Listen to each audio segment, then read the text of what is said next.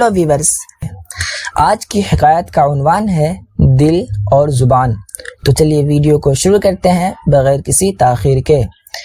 کہتے ہیں جب حکیم لقمان پڑھ کر فارغ ہو چکے تو استاد نے کہا، لقمان آج ایک بکرا ذبح کرو اور اس میں سے جو سب سے اچھی چیز سمجھو ہمارے لیے پکا لاؤ۔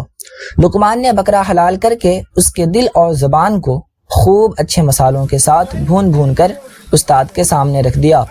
استاد نے کھایا تو تعریف کر کے کہا کہ لقمان آج تم آدھے پاس ہو گئے۔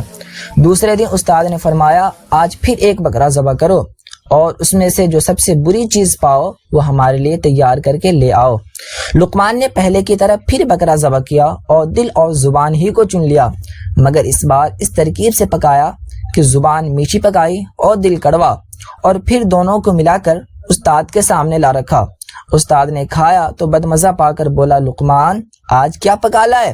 لقمان نے جواب دیا کہ حضور وہی دل اور زبان جو آپس میں موافق نہیں۔ استاد نے فرمایا، جاؤ اب تم بالکل پاس ہو گئے۔ حکیم لقمان نے دونوں دفعہ کیسی اچھی چیزیں چنی۔ سچ مچ ایک جیسے دل اور زبان سے بڑھ کر کوئی نعمت لطیف اور لذیذ نہیں۔